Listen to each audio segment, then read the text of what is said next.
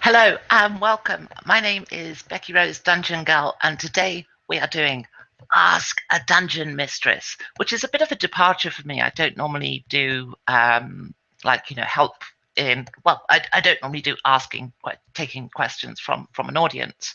Um, it's come about for a few reasons. Firstly, that's my test. Sounds working good. Right. So, firstly, last night I developed something cool. So I'll find out what in just a second if it all works. So I was working on this little bit of technology for my live stream games, and what it should do. Oh, I haven't connected it. Oops. Right, I'm nearly. Nothing works when you do it live. There we go. Right, and there. Boom. See, it should say, "Ask me a question." Although on my screen it's backwards. I'm hoping it's the right way. I now need to just put the live stream on and just have a look and make sure. Yeah, it's the right way for you guys. Good.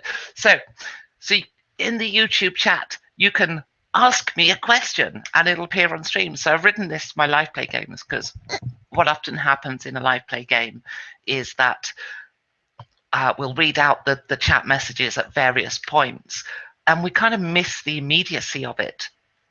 So quite often when the audience is sort of joking around with some action that's happening, by the time we read it out, that action's long past. So I thought I'd do this little thing where it pops up and, you can see just, there. It's got my name, my YouTube graphic, avatar graphic, and what I've typed. So that's really cool, right? So, and then I can just sort of clear that and then it moves on to the next chat. And I've already got a question from Dragast. How do you roleplay a drow if you've never seen roleplay or read about them? That's an interesting question. The thing is, I mean, it's kind of like, how do you roleplay if you've not roleplayed, I suppose. I mean, how do you roleplay a dwarf? How do you roleplay a human? How do you roleplay an elf? It's kind of the same question. It's not really so much about the drow, but our perception of that species or of what that thing represents. And quite often the different races, they're really just archetypes that and so it's playing that archetype. So dwarves, they tend to be we drink and sing about gold and we mine the mountain and rah rah gold gold gold gold, and the elves are supposed to be these sort of slightly superior uh, more looking for the word.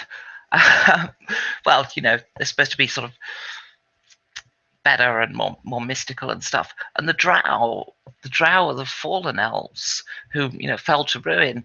And it kind of depends on the mythos. You've got the Tolkien sort of world. Orcs are fallen elves.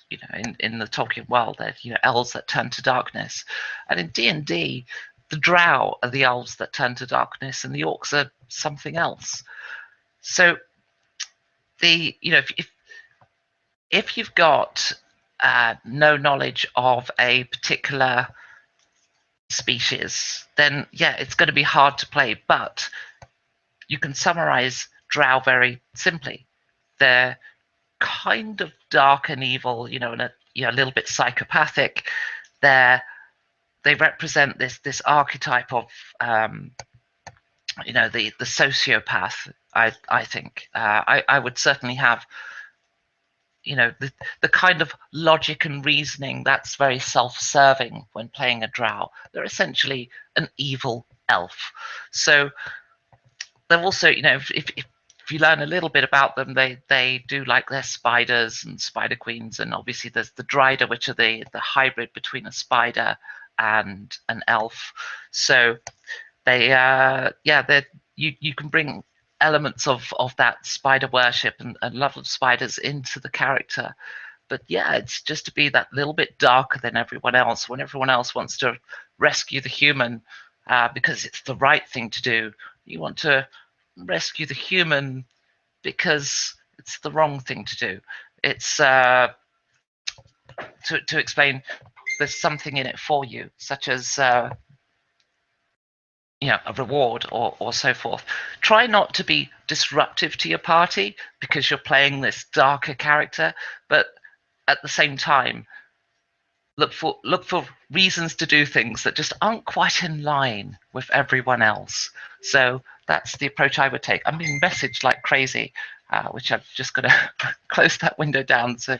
Um, so yeah, that's how I would approach a drow. So thank you very much for your question, Drakgast. I hope that answered it. If not, ask again and ask for more or something. But anyway, that's a fantastic example of what this new little bit of tech does. It spits the question up onto the stream. So that was cool. So I wrote this last night, and as I say, I wrote it for my live play games, and I didn't expect to get a question straight away. So thank you so much.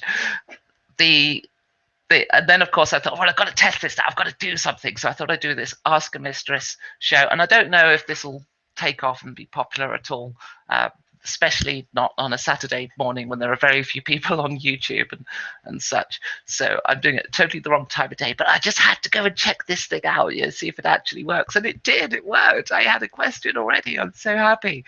But of course, there's not that many role players around this time of day, so I'm going to do a little bit of world building stuff because I've been doing this series, World Building for Dummies, so that the tagline is so that this book never happens again, because I thought this was a terrible book.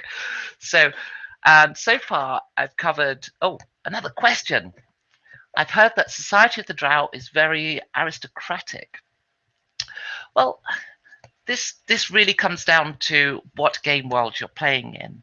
Certainly, a lot of the Forgotten Realms books have expanded on the Drow. When you've got the Drizdo Durden guy and so forth, and introduced all this culture. But in any game you're playing, unless it's set in the world of those books, or as well, in the world of the Forgotten Realms, then it's really up to your GM and the story and the world and that collaboration of storytelling between you and the rest of the players as to what that society is. And actually, it's interesting you even raised that question, because one of the things I wanted to talk today was about, in terms of world building, was about different government types. So that kind of leads me straight on to that. So I'll talk a little bit about where I'm going with that. In so many games, the humans are typically a monarchy or a constitutional monarchy or some kind of diarchy, which means they're ruled by king and a queen. And if we're doing like an Eastern game, there'd be some variation of an emirate or a sultan of some kind. An emirate, of course, might or might not have limitations of power. There's been kind of types of emirates. But there are so many different types of government.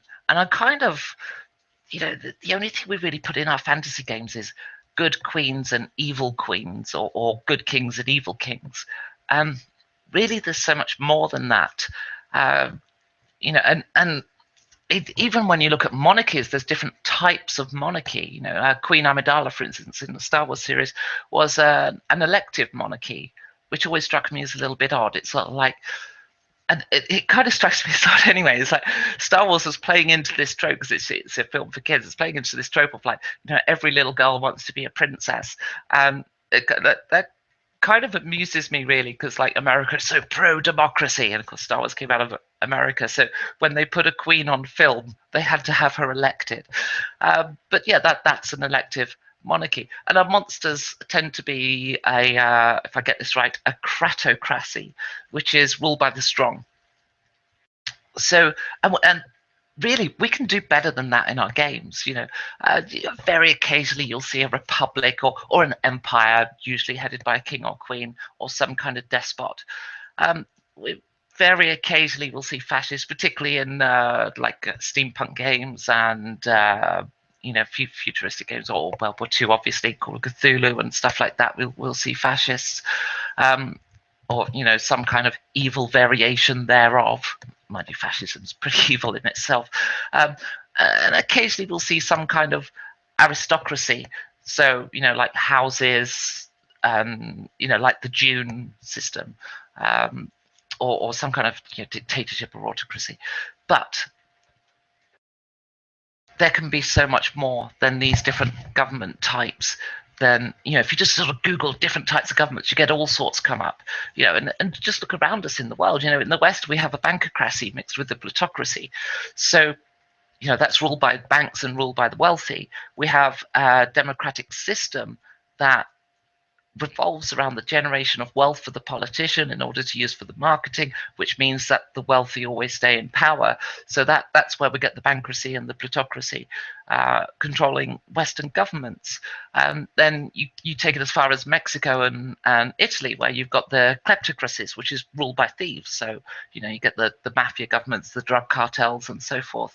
So these are very different forms of government to what you have in most fantasy games. Is just, it's a king, and the only sort of variations is it a good one or an evil one?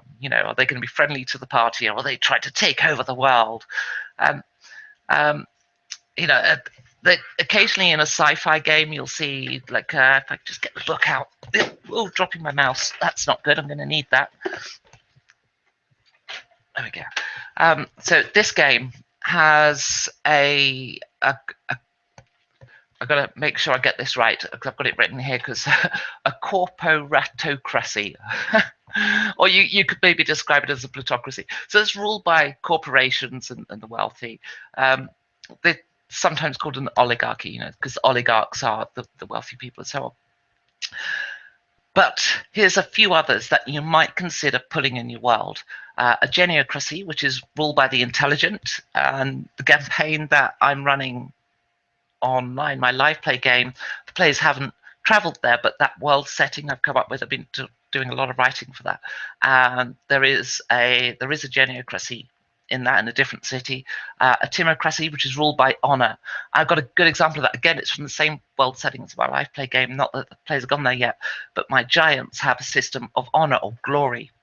So the most glorious tribes have the most respect and the most honor.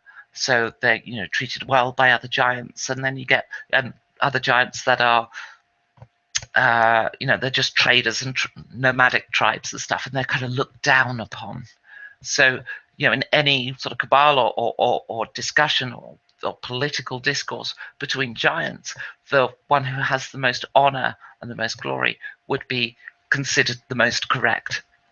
So then you've got a critarchy, which is ruled by judges. So you have a form of judicial government ruled by law.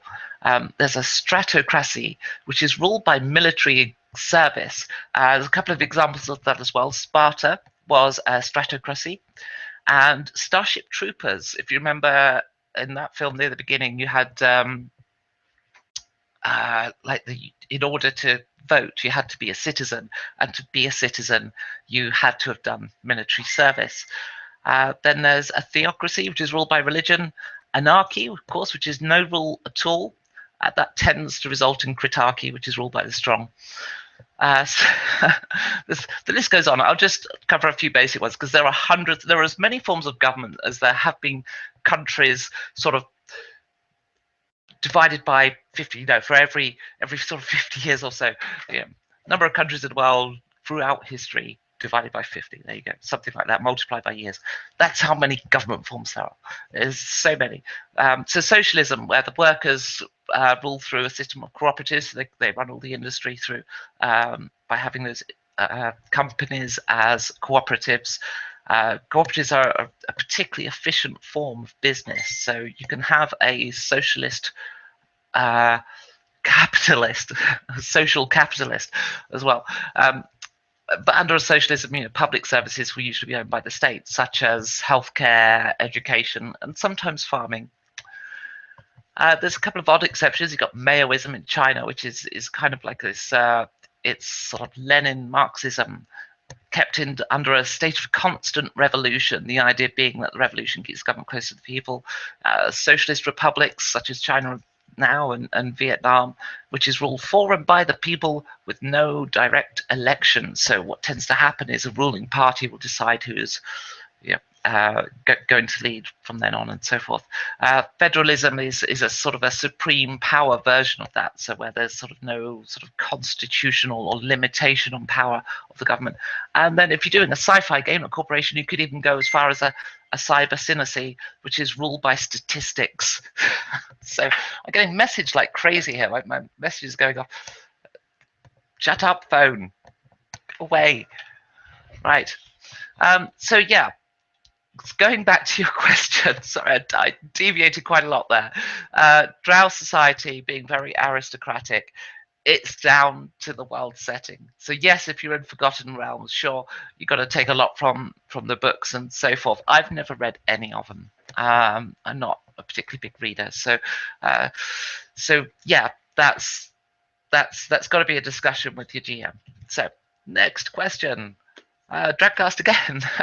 Might as well since there's not a lot of people. That's right. It's well, we've got about 3 people watching now. So ask questions, people. Ask questions. It'll come up on screen like this guy here who's getting all the screen time. So yes, please do. If you have any questions, preferably role-playing ones, then please ask away.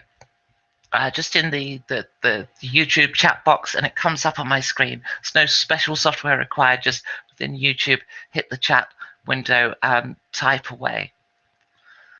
So Trapcast again. Do you have a favorite type of monarchy, democracy that you use for insert evil country? Well, this is going to come down to your individual politics in some way.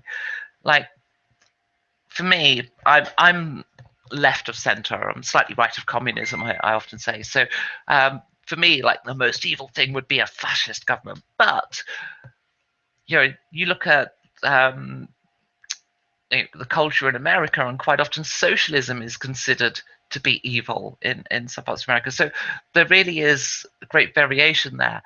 But one thing we can all agree on is that a despot is generally bad, that you should have some kind of power to the people, rule of the mob, democracy, demobcracy. So yeah, power of the people, of the mob.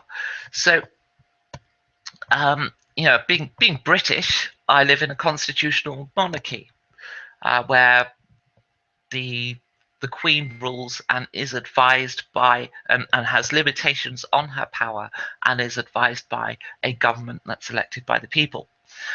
And in practice, she generally just agrees with whatever the government does. At some point, she's going to be replaced by Prince Charles, and Prince Charles is slightly more politically active, so we'll see what happens there. That might be, quote, interesting, end quote. So, yeah. For me, though, I think, well, actually, democracy is an interesting thing because we don't. There's no Western country that has a democracy. That's the first thing to clear up. There is no example of an actual democracy anywhere in the world. There's always some other influencing power. America, for example, which prides itself on democracy, is utterly a bankocracy. Did I get that right? Was it bankocracy? I've got to check my notes. Yes, a bankocracy. It's or a plutocracy. It's ruled by the wealthy. So because it costs millions to get yourself elected as president, and it's because politics, to win in Western forms of politics, you've got to win over the media. That takes money, in order to run those media campaigns. To generate that wealth, you often have to, you have to sell yourself out to wealth. And whilst I may not agree with the policies of every politician, I do think that it's getting very political. It's supposed to be about role-playing. But I do think that that every politician sort of starts out good, but then the system itself generally corrupts and encourages this plutocratic approach. So yeah, if I wanted an example of outright evil government, I'd play this game, which is Corporation, which is not doing too well with the green screen there. Let me just where's the from cameras on screen and all sorts. There we go. We go to this camera. There we go, which has still got funky effects on the screen. So so yeah, that would be, I guess, my sort of example of the worst it could be. But every time I kind of like look at the politics in this game, the world setting, I always can't help but feel it's like, yeah, this is what it's like now. So anyway, back to role playing. Okay. So, a new questioner, James Wilson. Although more of a board gamer, role-playing games are interesting to me. What types of games would you suggest for a beginner? Well, there's a number of games that kind of sit on the void between role-playing and board games, and some of those. I'm just going to switch camera because the question's over my face on that one. So let's go back. There we go. So. So there's a number of D&D board games which are kind of linking these two concepts together, but they are still very much board games more than they are role-playing games. They kind of just introduce the concepts of fighters, clerics, spells, and they kind of like focus on the combat side of the game. So the at some point you kind of have to make this leap to be do you play the character, and do you allow that character into the game? So in terms of what game I would recommend, if you're going to make that leap into a role-playing game, then there really is the thing about a role-playing game is you don't actually need one. You can play any role-playing game. You don't even need these things, the dice, the D20s or whatever. The only thing you really need to do a role-playing game is imagination, and that desire to tell a collaborative story. We use the games merely as a kind of common point of reference in how we resolve issues that the story generates, and quite oftentimes those games will drive a theme. So if you play D&D, you're generally doing something fantasy. So really, I would say any game. D&D tends to appeal to those who like a bit of combat. If you're much more story-driven, then Fate's quite popular. And really, at the moment, those are the only two games I see being played a lot online: Dungeons and Dragons and Fate. There's a new one just popped out up by one of the subscribers of my channel, actually, a game called Mythorog, which I haven't tried myself personally, but there seems to be a concerted effort at the moment to get that being played more online. Then there's the Star Wars games, quite popular at the minute because, of course, the films just came around. But all of these things, they're really just mechanisms, and they're all you could tell any story with any of those systems. So I would just go for whichever one appeals the most. I'd probably choose between mostly D&D and Fate. Those do seem to be the most popular online, or the Star Wars, as I say, that's really popular at the moment. But it'll probably, well, I don't know. They're going to do new films every year, aren't they? So I'd look for one of those two. Or as I say, try maybe aim for that bridge between the two. The D&D board games. You've got games like Myth, which are very much that sort of combat-orientated board game style of role play. But there's no reason why you can't play those games and take on the characters and just be a bit more. Be a bit less of the analytical, tactical player playing a strategy game, and a bit more personality behind the character whenever you do an action. So yeah, you don't need anyone's permission to role play or any set of rules. You can just do that regardless. So okay, so if we've got any more. No, we're out of questions for now. So I'll bimble on back to role playing type stuff. Let's just have a look how many people got watching. Oh, I'm down to 2 people watching. I probably bored you all to death with my talk of governments and stuff.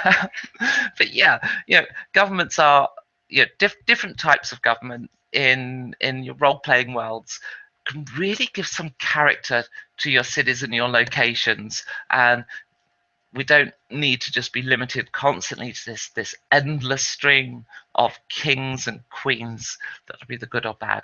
So that then opens up to the next kind of part of world building, which is something I always love to do whenever I do a city. I always love to generate some laws.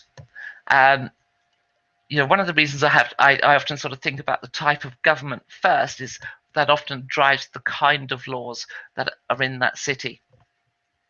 My life play game, and this is where laws can get interesting and add real quirks to a city. So in my life play game, players are playing the city called Moraine, and in that city, the laws for murder are written in a section of the legal code called the common law. There are three legal codes, and that common law only applies to commoners. So murder is only illegal for commoners, meaning the nobles can commit murder. This means that, although they generally don't, because that tends to result in a backlash if you murder a commoner, and if you murder a noble, well, that's just considered bad sport, or at least getting caught is. So what has happened though is that there's this legal precedent where nobles can commit murder. So of course this city has a public and perfectly open guild of assassins that just freely admit that's what they do. Their address is well publicized, and they have a number of minor nobles on their books. And these people are often, during the festival season, during carnivals and so on, these people are promoted by the Thieves Guild and sort of made into minor celebrities, which is why some of the minor nobles like doing it. It's the thing where they become notorious and stuff. And that just from that one little quirk of law, you get this added color to the city.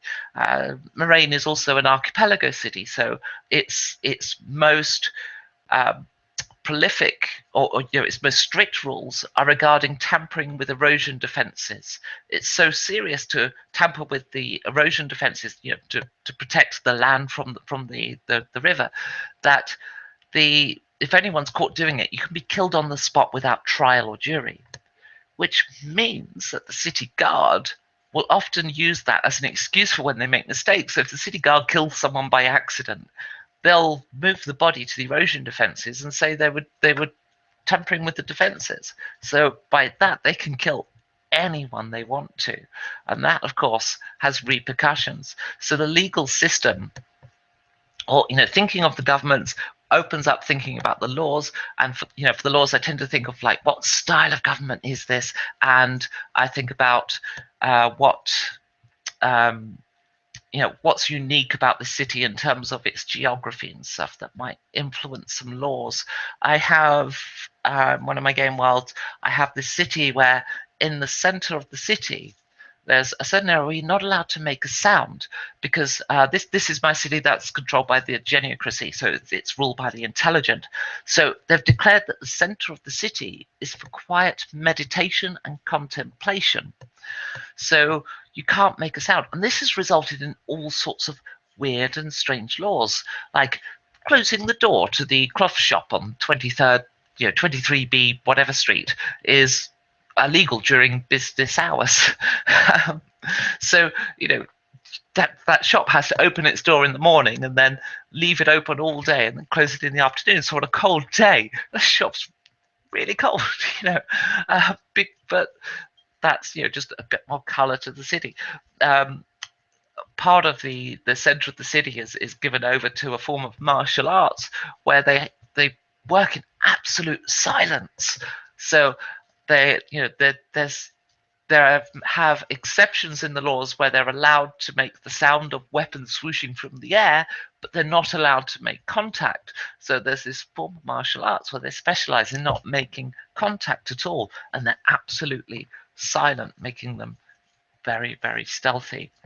There's there's a number of libraries in that particular area, and being a center of law, a collection of law, what they've had to protect those libraries with guards.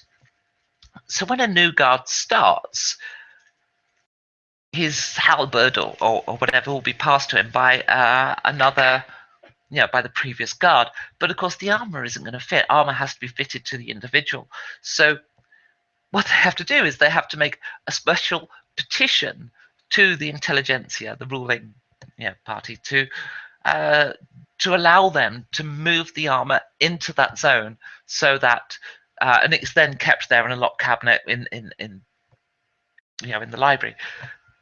And so the guards have to go to and from work outside of their armor and weapons. And then when they get there, they then have to get dressed within a dampened, sound dampened cubicle, and then come out and stand on guard, motionless all day.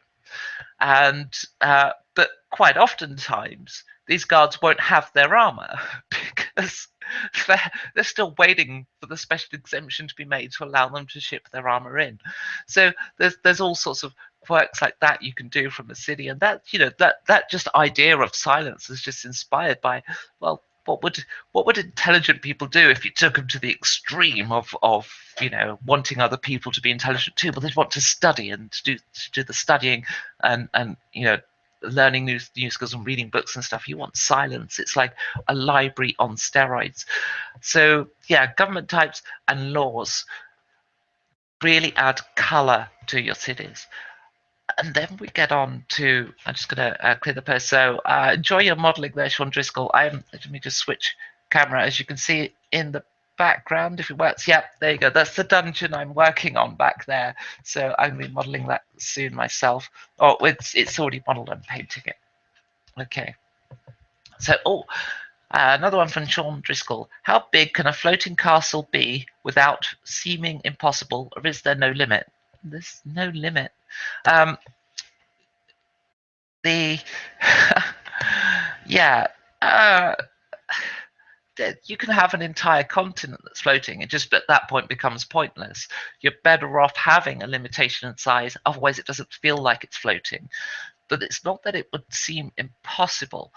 So I think it should be visible from a person on the ground that you can see the whole thing. If you can't see the whole thing, then all that happens is you get up there and what you've got is a very hard to enter place. It's like you just need a really big ladder or a beanstalk or whatever, but then you're on this other land.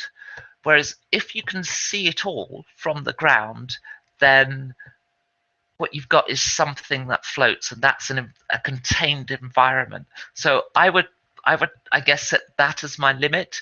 But of course, you can make it much, much larger, as I have in a world setting, again, same world setting, the Moraine City.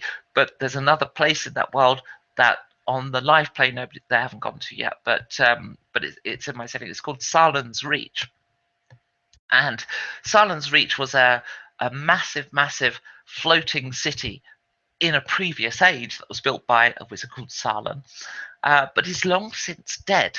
So what's happened is when he died is that floating land started breaking apart and has been falling to the earth ever since. But the magic's still mostly holding it up. So these blocks of earth and building and stuff are very slowly descending. You can't see them moving because it's going to take hundreds, if not thousands of years for these rocks to reach the ground. So what you've got is this trail of debris streaming up into the sky till eventually you get to what I call the crucible at the top. So and my giants, who I mentioned earlier, who love glory and they love, they want a glorious death, they head up to the clouds, or to the crucible at Salen's Reach, because it's almost impossible to do. So this challenge of climbing up this myriad of floating debris that over the course of hundreds and thousands of years will eventually come to the earth. But in the time being, it's this landscape that's filled, this aerial landscape that's filled with monsters and and magical challenges and elementals, and they do a combination of building bridges and swinging from vines and just leaping from tower to tower, or piece of rubble to piece of rubble, as they climb up beyond the top of the clouds in their endless quest to reach the crucible. So yeah, there's no limit really, but I would say keep it visible, or keep each block visible, and if you do need it bigger, use multiple floating thingies. Okay. Oh, cool. So Sean Driscoll asking, saying, I like floating ruins, I do too. I think the concept of things floating in the air is an awesome one. I've mentioned before my elven city that floated in the air, and when they wanted to move it, they chained it to the back of Pegasi and towed it so that they could invade another city. There's so much that can be done with that, and I think Forgotten Realms in the Sword Coast Adventures, they kind of just copped out. They said, "Yeah, there's these floating things." So they gave them a name, I forget what, and it's just it's magic that does it. But we figured that out. But they can't move around anymore because the people that had that much magic are gone. Otherwise, the game would break. It's like, what? Strap it to the back of an Oliphant from Lord of the Rings. Chain it up and tow it. Just be epic. Anyway, that's enough of my hatred for Sword Coast Adventurer's Guide. So Drakgas asks, I want to play an evil PC. The reason for him being evil is because he wants to hunt down other bad people, slavers, bandits, organized crime, etc., without being restricted. Good can't torture. Good can absolutely torture. I've often said the most evil NPC you can have is a lawful good paladin or cleric because of the absolutism. At the end of the day, heroes and NPCs or no one goes around like the Addams family going, "Oh, that hurts so much, it's lovely." That's just ridiculous. So what actually happens is you've got all these different people. You look at the world today, look at all the conflicts going on, and everyone, each person on each side believes that their side is right. Everyone is lawful good. They think that what they're doing is justified and has a reason. So D&D kind of gets this wrong, where it has this clearly defined distinction between good and evil, and that's really because at the end of the day, D&D was written by a Christian. I don't mean that in an offensive way. I mean they had a very Christian perspective of what good and evil is, and as such, it kind of loses those shades of grey that out in the real world, that you don't have the absolutism. But when you have an absolutist character, it doesn't matter if they're good or evil. When we look at the history, for example, of the church, Europe has twice been hit by bubonic plague because the Pope declared cats as evil spirits because their eyes glowed in the dark, and then went on this crusade of exterminating cats, which resulted in a population boom of rats, which twice brought Europe the bubonic plague. Was the Pope evil? Misguided, certainly, but he believed he was right, that he was doing the lawful and the good thing. Now ask yourself what the cats thought of the Pope. They certainly wouldn't have liked him. Everyone thinks that they're lawful good. Sometimes we accept that we're not lawful. That's sociopathy. Sorry, not normal, not lawful. I'm not sure if I said not lawful. I may have got my tongue tied even. But anyway, that if you're not lawful, then you're some form of sociopath or sociopathic tendency in that chaotic nature. But that's the D&D's oversimplifies the alignment system. So you can absolutely torture as a lawful good person. In fact, it's my recommendation if you're playing D&D that you drop alignment from your games. Because if I've got a character sheet here somewhere, and I'll show you what I think is more important. Here we go. So, here's a character sheet, and you've got your alignment right there. It says on this one, let me go to the other camera, just close enough to maybe point it out. Come on, switch camera. There we go. So, where is it? There we go. So, you've got alignment here of everything's mirrored, right? Lawful good. But if you were to remove that, because there are only 9 sort of alignment combinations, what's much more important is, where are we? This stuff. Reckless, freedom, guilty of fleeing from my sister's assailant, fleeing when things look bad. That's the personality of this character. That's the stuff that really makes this character interesting. Because believe me, when you've been role-playing for a few years and you think of those 9 alignment combinations, you'll be sick of seeing those same 9 characters over and over. If your GM allows you to just ditch alignment from the game. If you are a GM, I would seriously consider doing that. Just get rid of it. Focus on the personality traits, because that's where the interesting characters are. Dragast, he doesn't care if he's wrong or right. He only cares about bringing justice to evildoers by all means. Yeah, well, that's a character who absolutely believes that what they're doing is the right thing to do, and the ends justify the means. So, as far as he's concerned, that's the right thing to do. Otherwise, he wouldn't be doing it. So, as far as he's concerned, it's lawful good. He's doing what is justified, what he should be doing. Somebody else might consider that evil because he's going around killing kittens for being dead, evil spirits. Yeah. Okay, James Wilson, do you enjoy the world building or improvising spontaneously more? That's an interesting question. To be honest, the two go hand in hand. I think they're different things. World building is creating this environment for players to go off and explore. And there's a lot of fun to be had there, in terms of creating worlds and just wowing players with your imagination. But the improvisation doesn't stop just because you built a world. Improvisation maybe drops off a bit when you've planned an adventure. That's when you get like the rigid quest path versus the sandbox.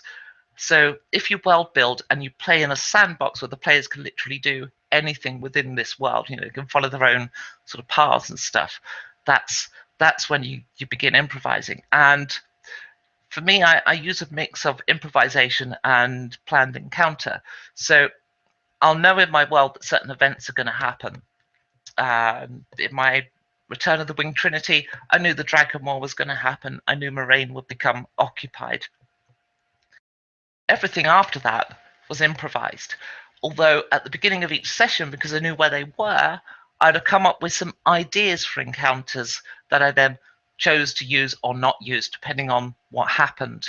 For example, in the last session, we mostly ran to stuff that I had planned, but I had one encounter planned that I didn't run, and that was reintroducing the guy whose boat got stolen with a broken chain and padlock, where his boat was nicked. I decided not to bring him back. But I had that encounter planned. I can use that at any time and bring him back in the future, perhaps. So when I do my Brawlers game, which isn't when I broadcast on my channel, I generally, I know what the players were. I know what's going to come. Hence, I go building loads of scenery and stuff with the scenery behind me. It's mostly, I use that in the Brawlers game. And so because I'm building the scenery, I kind of know where they're going to be going. So it's a little more structured in that sense, because I have to, I spend weeks painting this stuff and building it before they get there. So one way or another, they'll go there. But then what happens when they're there is entirely up to them, and they can go down different paths. And sometimes I'll pull out other bits of scenery and stuff. So because that's like a 6 to 8 hour game, I think it is, sometimes longer, 10 hours.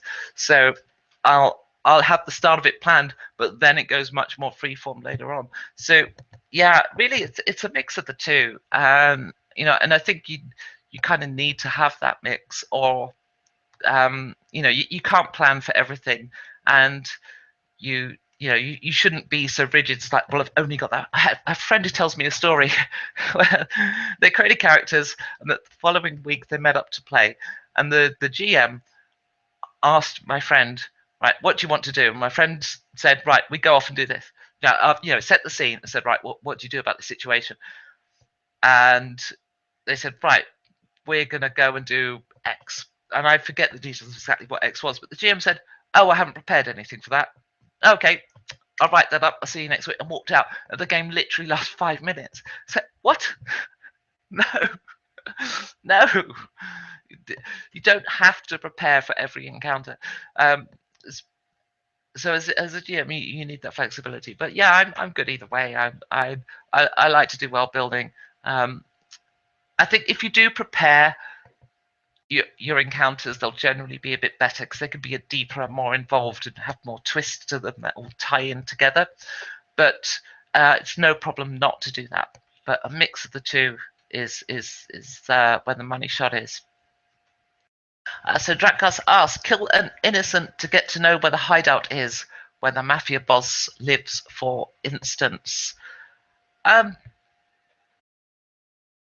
Yeah, but again, it's the end justifying the means. So yeah, I get the concept of where you're going. I still think that character would believe that they were doing the right thing. Now, under the D&D mechanic, could a lawful good character do that?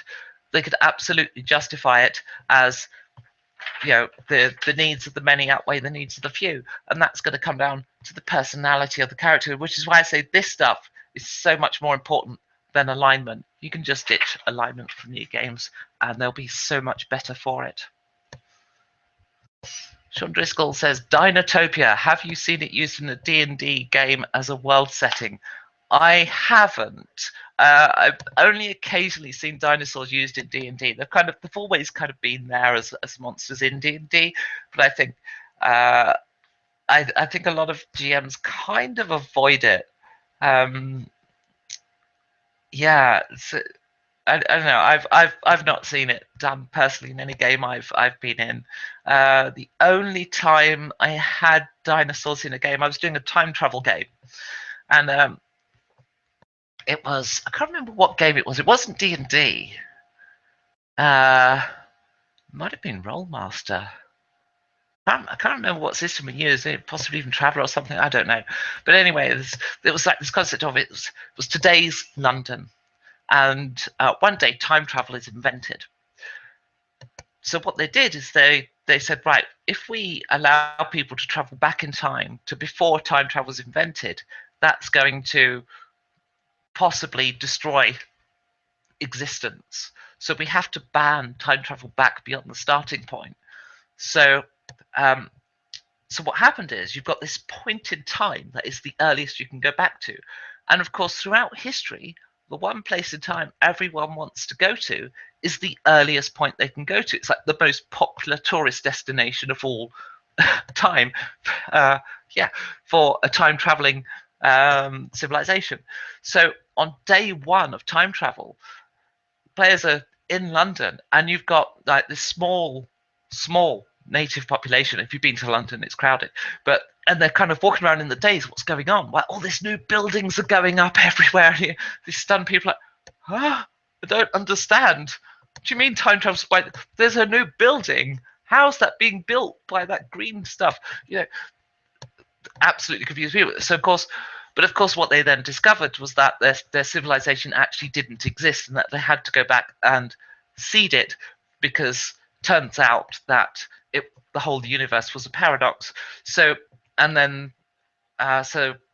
players actually were time police, whose job it was to go back and protect the timeline from any invasion prior to the start time. But then it turned out that they actually needed to not protect it and send as many people as possible far back. Anyway,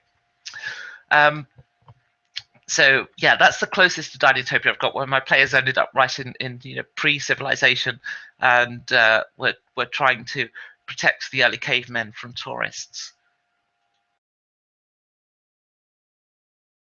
I don't know if dinos are used much in societies. I'm not sure I understand the question. Help.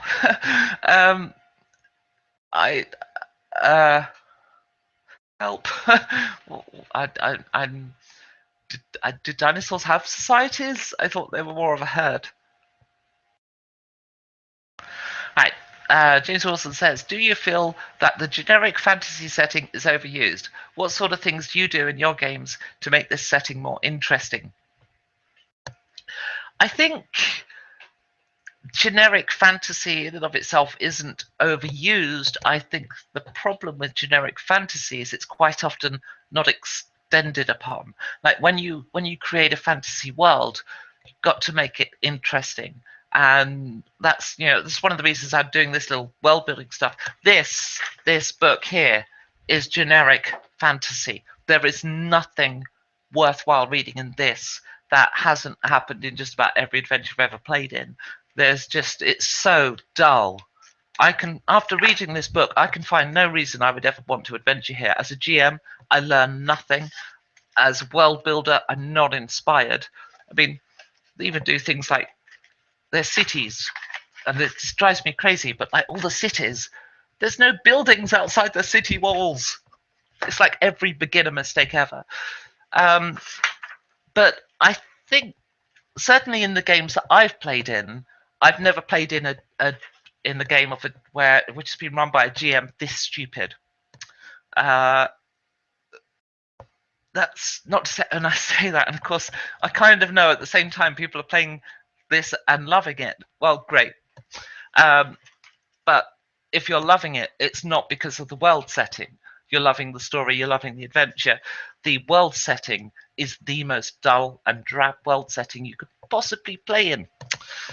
Um, I think for me personally, I like to make things epic. You know, like I was talking earlier about my Salen's Reach location, where I took the idea of the floating city and turned it into this thing that over thousands of years falls to the ground. So you go there now and it's a gazillion tiny floating things full of monsters and elementals, and you climb up it by crossing bridges built by giants, by swinging on vines, and by leaping from one bit of debris to another.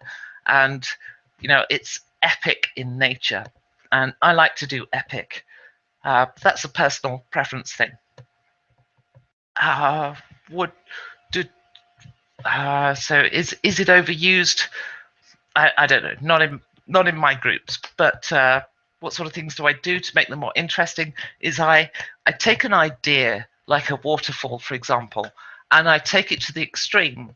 Moraine City, for example, is a city that's an archipelago city of 1,000 islands, and they're scattered amongst the tiered waterfalls of an inland sea.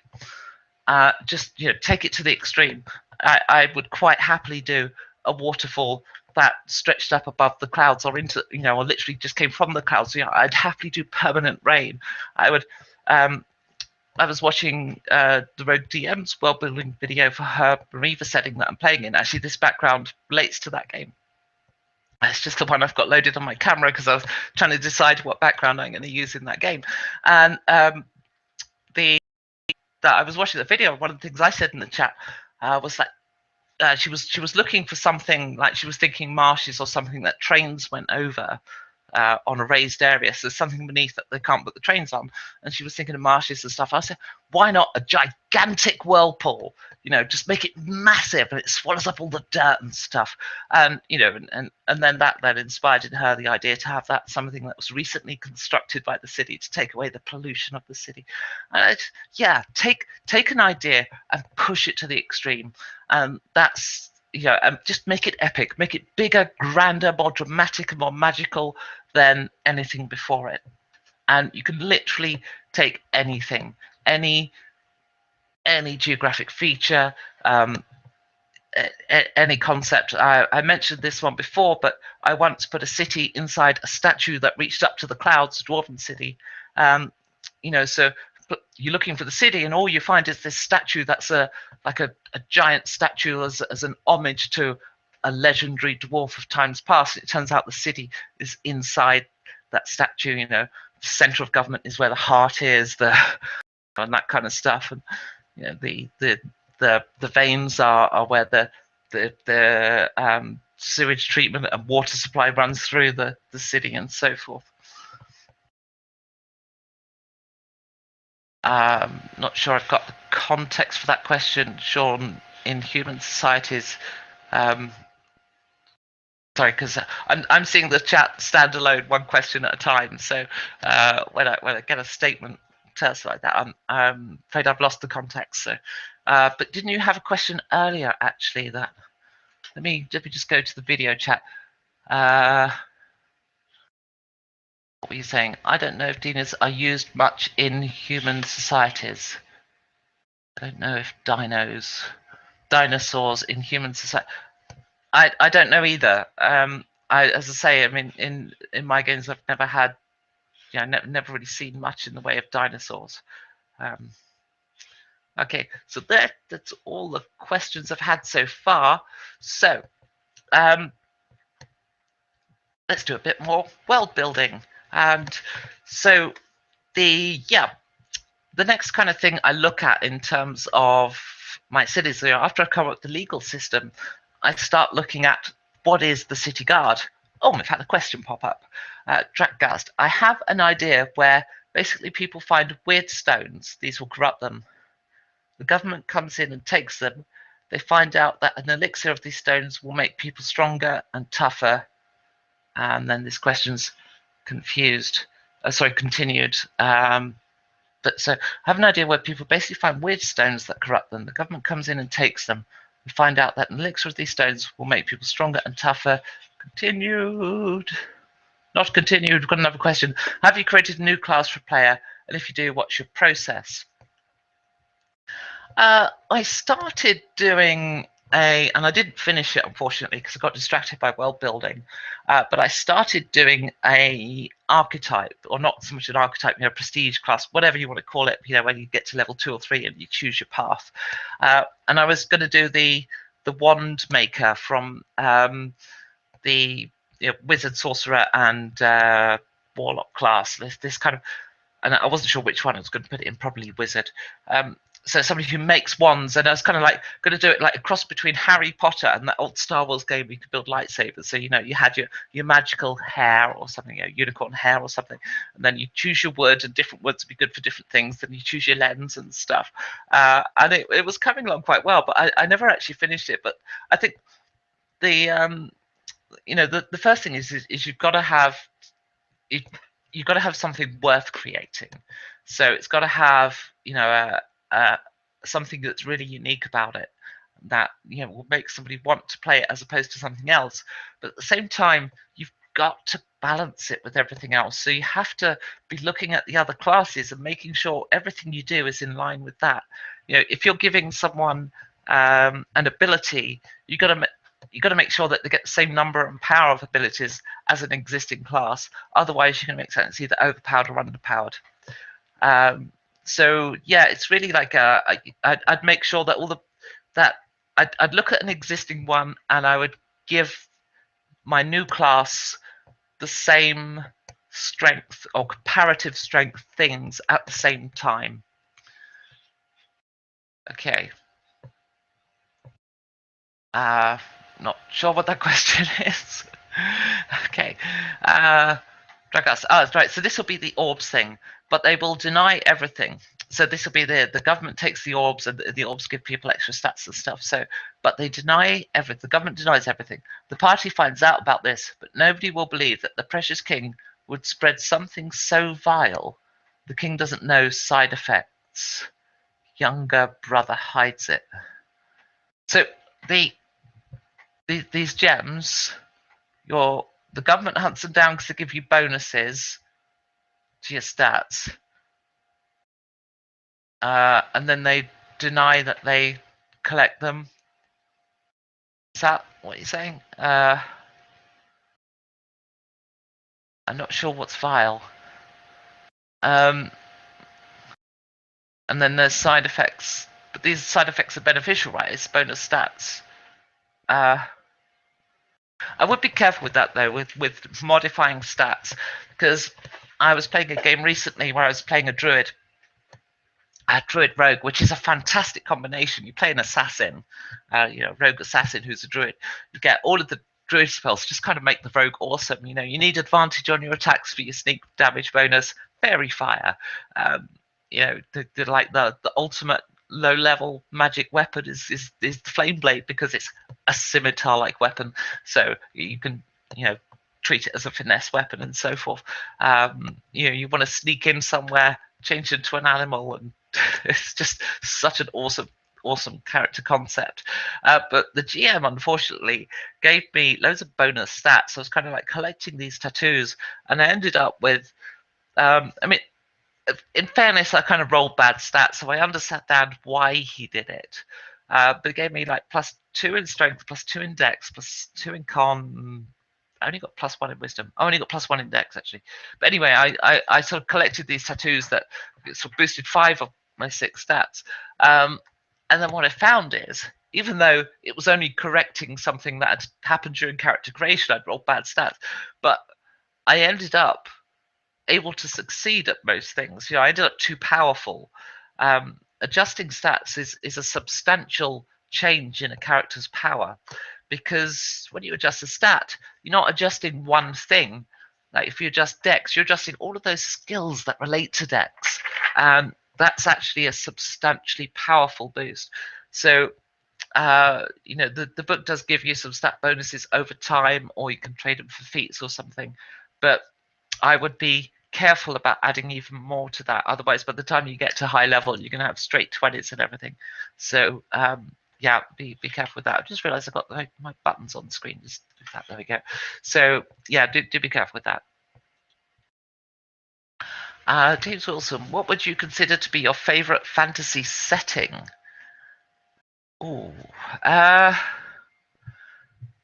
we talking the D&D settings? Because like I don't read the novels, and I didn't play that many of them. I would say I don't like Eberron very much because I hate the Warforged. Like, why has a fantasy game got droids running around? Uh, I don't get it. I don't get it. If I wanted droids, I'd play fucking Star Wars. Why? Why are there droids? Um, it's just a little too ridiculous. But I love steampunk, so it's kind of. I just think, oh, my chat thing's broken. I think that's because I need to log in again. It only works for an hour, and then yeah, there we go, sorted. Right. Um, so yeah, I'm not a big fan of Eberron. Forgotten Realms just doesn't. I don't see the point of it. It's so generic. I quite like the idea of the Castle Ravenloft thing with the nasty vampire in control. Um, but to be honest, I think I prefer homebrew to the stuff I've seen so far that's published, because people are much more imaginative than the person who writes this crap. Who actually wrote this anyway? Was it that Chris guy?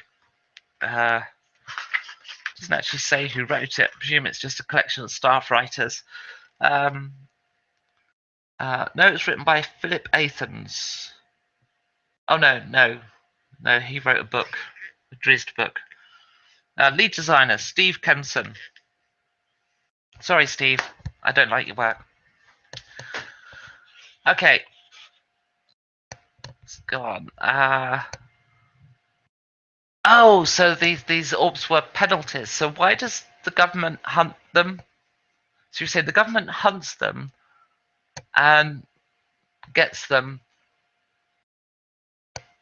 so they're protecting people. I'm I'm kind of a little lost with this setup you're trying to explain. So, or the government makes them. Is that what's happening?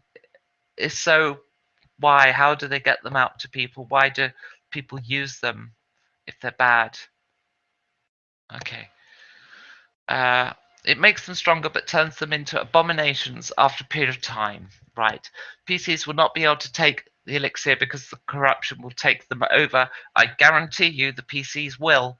What will happen is they'll get a potion that adds something to their strength, and they'll go, right, I'm going to take that, boom, up strength, yeah! And then they discover that there's a side effect, and then one of two things will happen. They'll either start using it in moderation because they don't believe they would give you too much to become corrupted and lose control of their character, because no GM should ever take control of a player's character, etc., etc., etc. Or they'll just not touch the stuff and not want anything to do with it. So yeah, be careful. Be careful, because there's a bonus. And if the downside is the character dies or is lost control of, then that's a bit absolute. So you should maybe aim for something that's a little more shade of grey there. Like yes, your strength goes up, but constitution starts wilting, and you start losing hit points, something like that. Okay. Any setting from anything. Is that a question? I'm not sure. But yeah, I mean, I'm down with I just like to have original settings to play and interesting settings. I think one of the reasons I'm doing Jenny's game on next Tuesday is because she's created a world that's interesting. She's got this fascist regime in power, and I don't often get to play in fascist regimes other than in the real world. But no, I don't often get to play characters in such an environment. So it interested me, and then I thought, right, I'm going to play this character that is absolutely hardcore fascist. I'm playing what is essentially the equivalent of the SS. And it'd be interesting to see her personal journey, as obviously her faith in the system will be shaken at some point because it'll turn out the government's evil, no doubt, because they tend to be in this kind of game. So yes, I think you every game should have something unique about its setting somewhere. I think it's hard not to put something unique in because if you play in any setting long enough, something happens. But I think sometimes people focus more on the story and don't worry about the setting. It's just right, generic fantasy. Okay, this is the story, and that's fine too. Only those games tend not to have any sandbox element at all, and I always feel that kind of takes away some freedom. And I do like games that kind of mix the two. So yeah, it's yeah, come up, have something in your world that's unique and awesome because it's easy to do. You just take anything and take it to the extreme.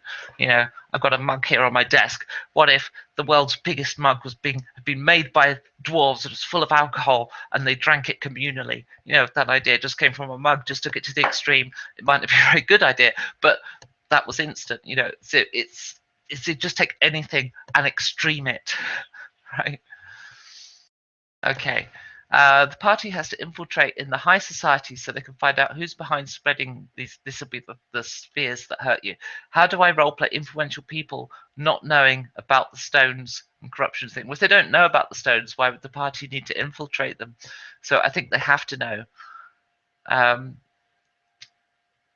the I mean, because like the party's going to be following one lead to the next, right?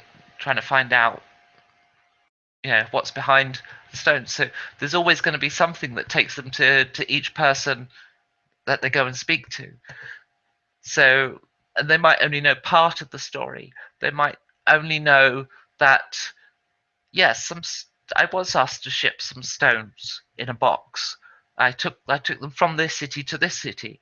It was just one box, but it's one box a month, in each of my trade caravans, and then go to the next guy, and it's a gnomish miner, and he says, yes, I was asked to dig up this mineral, and then I ship it to this city over there to this person at this city who I don't know what they do with it, and then they find that they go to this other guy that he sends it to, and then he's like, well, yeah, I just make this potion that it it has the skin of a trollin or whatever, and there's various things it could be used for, and but I ship it to this guy over there, and then this guy over there says, oh no, there's no troll skin in that potion I receive. It's elderberry, and then I mix it with this stuff, and that makes this. So there's that. Oh, so he's creating something with troll skin. He doesn't think it's troll skin. So what does it actually make if you add troll skin to the thing you do, sir? Oh, well, that would be bad. So something along those lines, I guess I would do.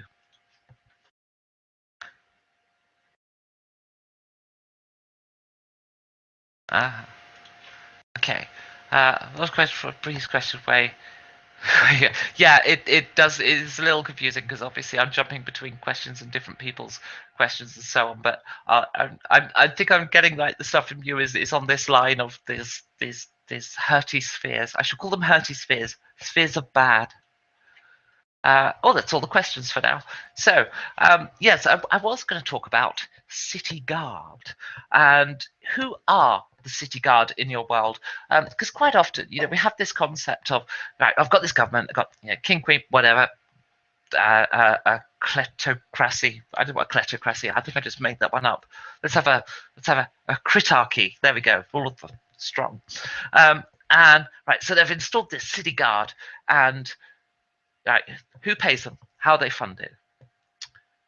What are they trained to do?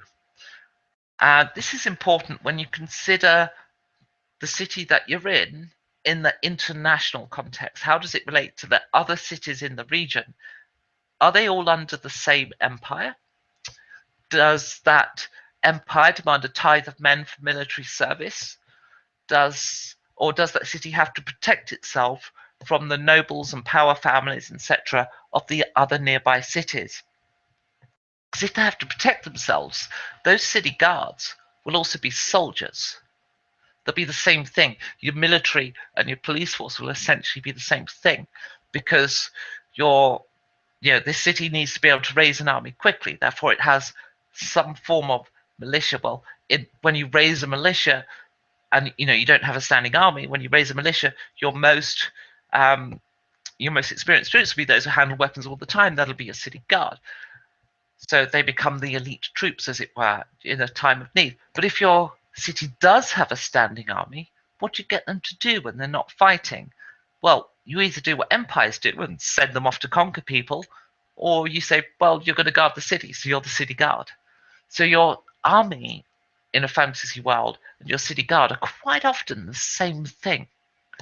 So and that's something to bear in mind. We often portray city guard as this clueless morons and stuff in our games, but really these are people who are going to they live in a world where death is common, and they've signed up for a life that involves death. These are going to be tough bastards.